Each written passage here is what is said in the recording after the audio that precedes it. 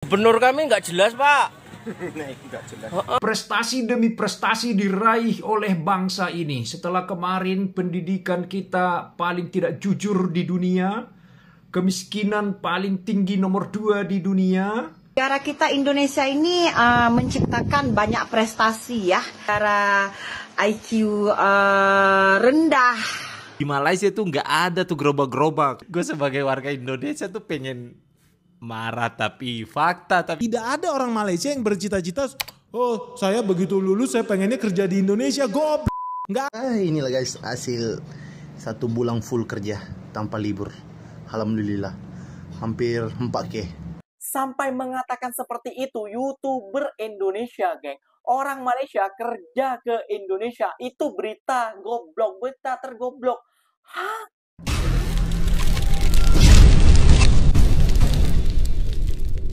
Assalamualaikum warahmatullahi wabarakatuh, geng. Berjumpa lagi bersama saya Iki. Gimana kabar-kabar saudara-saudara, sahabat-sahabat saya? Semoga kabar kalian selalu baik-baik saja. Dilindungi oleh Allah Subhanahu wa taala, dijauhkan dari segala bala musibah dan diberi umur panjang. Amin ya rabbal alamin.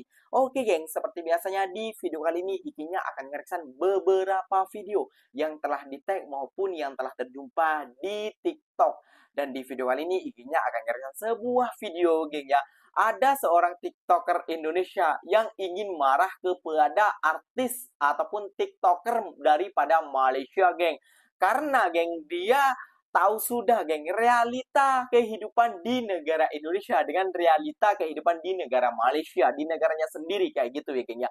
Kalau di negara Malaysia itu sangat susah mendapatkan orang susah ataupun orang miskin, berbeda dengan di negara Indonesia yang berlambak kayak gitu, mungkin yang banyak kayak gitu ya, geng, ya. Itulah, geng, perbedaan miskin di Indonesia dan miskin di Malaysia. TikToker Indonesia ini, geng, ataupun orang Indonesia ini, geng, aslinya pertamanya ingin marah dan sudah geram, geng. Namun dia mungkin sudah banyak berpikir kali apa yang dikatakan oleh TikToker Malaysia ini, geng, adalah fakta, geng. Makanya dia tidak jadi untuk marah, untuk mengecam TikToker daripada Malaysia ini, geng. Ya, tahu sendiri ya, geng, ya. Di negara kita masih banyak ketimpangan, apalagi itu hari negara kita dinobatkan nomor 2 negara termiskin di dunia, geng. Kayak gitu ya, geng, ya. Dan, geng, parahnya lagi ada seorang YouTuber, geng, ya. Siapa sih yang nggak mau kerja, keluar daripada zona miskin di Indonesia untuk mencari kerja ke Malaysia yang bisa mengubah hidup mereka? Itu pernyataan dari seorang YouTuber ya, geng, ya. Wah, pernyataan tentang miskin ini memang tidak bisa dipungkiri, geng. Memang sakit untuk kita telan, geng. Namun meskipun sakit untuk ditelan, kita harus buka fakta sebenarnya, geng, biar tidak bisa selalu menutup mata ya, geng, ya. Oke, geng, gak usah berlama-lama. Tentunya kalian sudah penasaran videonya seperti apa sih? Jom kita simak bersama-sama.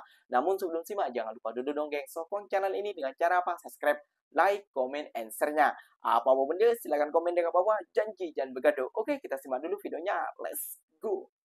Pak Deddy Mulyadi. Video lagi. Pindah ke Jambi dong, Pak. Oh iya, masuk. Programnya sangat setuju. Gubernur kami nggak jelas, Pak. Ini kalau sampai jatuh Nggak ada jelas, buaya. Pak. Jalannya masih banyak yang bosok, Pak. Tolong dong Pak Deddy jadi Gubernur Jambi aja. Jalan provinsinya bosok, Pak. Ya Pak Deddy ya. Oke, ditunggu Pak Deddy Mulyadi untuk pindah ke Jambi. Nah, prestasi demi prestasi diraih oleh bangsa ini. Setelah kemarin pendidikan kita paling tidak jujur di dunia, kemiskinan paling tinggi nomor 2 di dunia, penegakan hukum paling buruk di dunia, ekonomi juga tidak terbaik di dunia, IQ terendah kita juga rata-rata, dan banyak sekali prestasi-prestasi yang lain yang telah diraih bangsa ini. Dan ini yang kemarin yang terbaru, laporan IMF, Indonesia nomor 1 tingkat pengangguran tertinggi di ASEAN. 5,2% penduduk Indonesia menganggur dalam usia kerja, yaitu 15 tahun ke atas. Belum termasuk mereka yang masuk usia kerja tapi memang tidak mencari pekerja, seperti mahasiswa dan ibu rumah tangga. Aha, prestasi apa lagi yang akan kita lihat nanti ke depannya? Saya tidak tahu lagi. Semoga bangsa ini segera keluar dari prestasi-prestasi buram seperti ini. Tetapi anehnya, di tengah banyaknya prestasi buruk seperti ini, masyarakatnya puas, bangga, dan 80% puas dengan hasil yang diraih pemerintah ini. Aha! Nah, prestasi demi prestasi diraih. Tak dipungkiri ya, negara kita Indonesia ini menciptakan banyak prestasi ya. Salah satu prestasi di mana negara terbanyak rakyat miskinnya ya, negara terbanyak koruptornya, negara IQ rendah. Banyak lagi prestasi-prestasi yang negara kita ukir ya. Tapi herannya rakyat Indonesia segelintir, nggak semua ya, bangga dengan prestasi yang negara kita itu ciptakan ya. Luar biasa sekali ya. Tahniahlah kepada negaraku ya, yang dah menciptakan begitu banyak prestasi sehingga membanggakan dan mengharumkan nama negara kita pada seluruh dunia ya. Aisar Khalid ungkap alasan buat konten di Indonesia. Kalau di Malaysia tuh susah cari orang yang betul-betul susah. Terus kalau di Indonesia banyak orang susah karena masyarakatnya tuh ramai. Di Malaysia tuh nggak ada tuh gerobak-gerobak. Contohnya ya, kalau di Malaysia kalau lu kasih uang 100 ribu, ya udah mereka jawab terima kasih. Tapi kalau di Indonesia, sampai sujud-sujud, bukan terima kasih doang, sujud-sujud. Gue sebagai warga Indonesia tuh pengen marah tapi fakta, tapi nggak bisa karena ya gue cuma ngakak doang dan itu lucu dan dia jawab dengan tulus dan jujur. Gimana nih buat warga Indonesia? Ya kita diskusi di kolom komentar. Faktanya orang Indonesia pengen banget bisa kerja di Vietnam. Orang Indonesia pengen banget bisa kerja di Thailand. Orang Indonesia berbondong-bondong pengen kerja di Malaysia. Karena Malaysia menurut World Bank cuma 1,3%. Kita ngomong dunia nyata. Tidak ada orang Malaysia yang bercita-cita, oh saya begitu lulus saya pengennya kerja di Indonesia.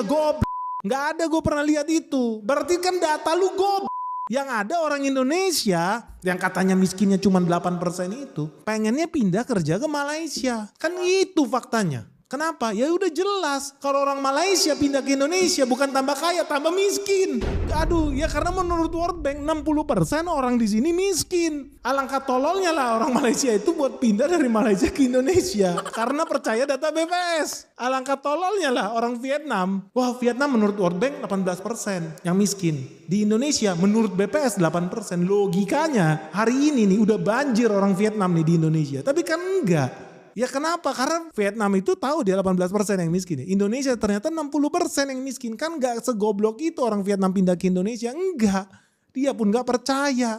Indonesia cuma 8%. Kalau Indonesia benar cuma 8%, hari ini Indonesia udah banjir tenaga kerja dari Vietnam, dari Laos yang miskin 68% tuh. Dari Laos, dari Vietnam, dari Filipina, semua udah berlomba-lomba bercita-cita kalau ditanya sama ibunya. Apakah cita-cita kamu? Kan kamu jawab jadi pilot. Enggak. Orang Vietnam, apakah cita-cita kamu? Ke Indonesia, Pak. Orang Laos ditanya, apakah cita-cita kamu kerja di Indonesia, Pak? Kenapa? Ya soalnya kemiskinan di Indonesia cuma 8%, di Laos kan 65%. Faktanya enggak. Enggak begitu, faktanya orang Indonesia cita-citanya kerja ke luar negeri ya. Jadi buat netizen-netizen Konoha dan buat para oknum-oknum ya kayak gitu ya geng ya, yang kalian bangga tentang hal ini kayak gitu, dari om tua sampai om-om kayak gitu dengan AP dan lain sebagainya lah kayak gitu, dan lain-lainnya pokoknya kalian lah kayak gitu ya geng ya. Kalian masih bangga, masih menerima kinerja daripada pemerintah kita. Sedangkan negara-negara lain, geng ya, negara-negara lain udah berkembang, bos, kayak gitu.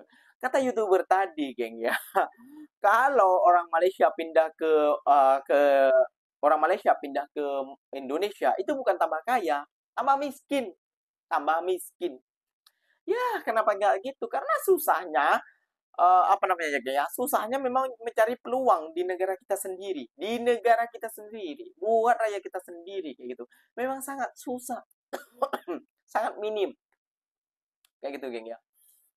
Jadi yang kita selalu ngatain apa India, selalu ngatain Bangla. Aduh, jauh bos. Ternyata kita lebih parah bos. Kayak gitu, geng ya. Jadi apa namanya ya, geng ya? Patutlah orang-orang Indonesia nih berbondong-bondong, berlomba-lomba sampai ingin masuk dengan secara apapun untuk ke negara orang, geng. Kenapa? Karena di negara sendiri ya seperti itu faktanya. Makanya gak usah berlagak, gak usah sombong kepada negara Malaysia, geng.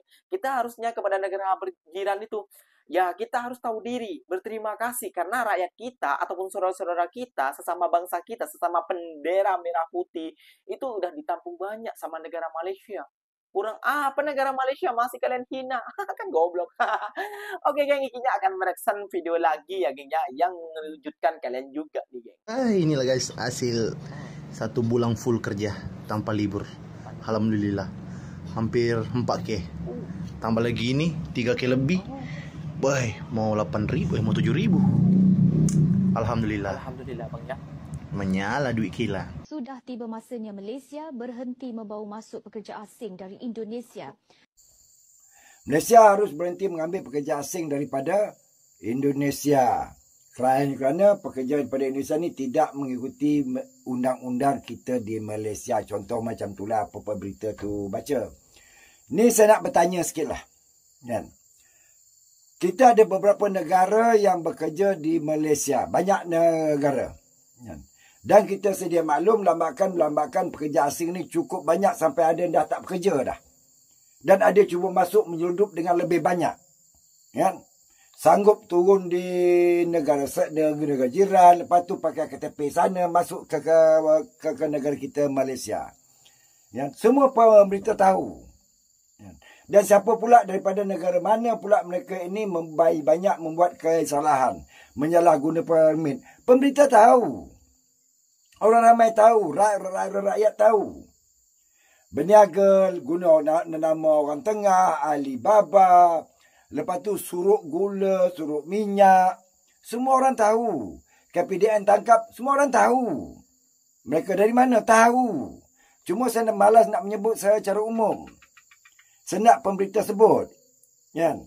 Cuma tidak adil bagi pemerintah menuding pada satu jari, satu tempat. Kan? Walaupun dapat arahan pun kadang-kadangnya dia hendak memasukkan negara yang lain. Persen kesalahan dibuat oleh pekerja yang pemerintah disebut hanya sedikit. Tak banyak mana pun. Kalau daripada negara tertentu, mereka memandu van dengan barang dagangan, mereka buka kedai guna lesen orang lain, mereka jual ke ladang jadang guna motosikal tanpa ada lesen, kan? Tanpa ada kebenaran, salah guna permit kerja tempat asal pindah ke tempat lain. Sebab apa? Nak bayar hutang. Apa? Kerja dengan majikan itu tidak dapat membayar hutang. Jadi mereka terpaksa pergi ke majikan yang lain yang menawarkan gaji yang tinggi. Ini banyak berlaku. Dan pemerintah tahu mereka dari mana. Kenapa tidak dibukakan cerita-cerita ini? Ini masalah yang rakyat tidak tahu. Rakyat di bawah memandang. Rakyat memandang. Kenapa hanya satu negara dia disebut, kenapa tidak disebut negara-negara yang lain? Dan kerajaan Malaysia pula harus bersungguh-sungguh membertas kegiatan ini. Daripada dia orang berniaga tanpa kebenaran, bekerja tanpa kebenaran, mengambil kontrak. Banyak tu yang jadi driver Grab, jadi memandu kereta kita dalam bandar, di airport, jadi ulat-ulat taksi haram. Ramai tu. Itu kita pun tahu mereka dari negara mana. Mereka ni tidak menghormati undang-undang langsung. Dan saya nak bagi tahu sebaliknya, rakyat tempatan lebih takut kepada undang-undang. Tapi tidak bagi mereka. Jadi inilah persoalan-persoalan yang harus dijawab oleh kementerian. Jadi tidak adil kalau kita menuding kepada satu negara. Nak kita tudinglah kepada keseluruhan. Memang mempunyai kesalahan. kegiatan pukau, pecah rumah, menipu, kan, memperkosa. Banyak dari mana? Baru-baru ni, seorang pelajar daripada salah satu negara telah membuat gangguan seksual kepada warga negara Amerika dan didenda RM5,000. Dan baru-baru dulu di Puchong kan, mereka telah terjadinya satu pembunuhan dan telah ditangkap. Banyak. Dan ada di antara mereka jadi ejen-ejen pekerja haram. Kita tahu mereka dari negara mana. Inilah tugas pemberita untuk membongkar segala benda-benda kesalahan seperti ini. Rakyat memandang. Harap pemberita dan kementerian lebih bekerjasama untuk membersihkan Malaysia ini daripada gejala-gejala yang kurang sihat. Ikinya sangat kagum kepada beliau ya geng ya, Pak Cik ini geng. Dia pemikirnya luas dan pemikirannya menurut Ikinya sangat jenius, sangat pintar, kayak sangat bijak lah istilahnya kayak gitu ya geng ya. Ya memang apabila kita ingin merubah nasib dari negara kita yang susah ke negara orang kayak gitu, kita harus mengikuti undang-undang juga. Ya Ikinya bersuara, Pak Ciknya nih bersuara untuk negara dia, Ikinya bersuara untuk teman-teman Ikinya yang ingin masuk ke negara Malaysia. Lihat sendiri, di Malaysia sampai 4K, 4.000, bayangkan 4.000 berapa ya, sekitaran 15 juta.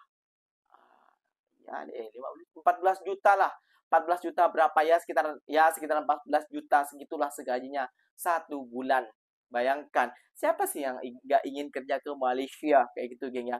Namun kata YouTuber tadi, Ikinya sangat setuju sekali geng kayak gitu geng. Kata YouTuber tadi, kata Pak Cik tadi, Ikinya ada setujunya juga kayak gitu geng ya. Namun Ikinya akan mengulas tentang negara Ikinya. Kenapa? Karena Ikinya akan menegur kesalahan-kesalahan yang berada di negara Ikinya. Ikinya nggak mau ikut campur dengan negara orang lain. Ya kalau kagum, kalau suruh mencontoh itu hal baik. Kalau kita menegur tentang hal negara orang lain itu tidak baik, geng. Lebih baik kita mengurus negara kita sendiri kayak gitu. Seperti Pak Ciknya ini. Nah, ini cerdas orang, geng. Ini bijak orang kayak gitu ya, geng ya.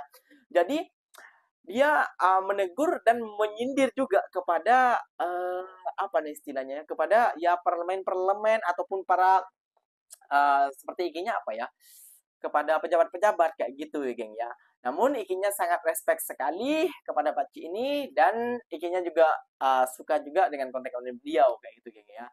Oke geng, mungkin videonya sampai di sini saja. Semoga video ini bermanfaat dan semoga kalian suka dengan video ini. Terima kasih banyak buat kalian yang like, comment, and share-nya. Apa-apa benda silahkan komen dekat bawah. Ikinya pamit undur diri dulu. Wassalamualaikum warahmatullahi wabarakatuh geng. Berjumpa lagi tahu di mana di next video. Bye bye.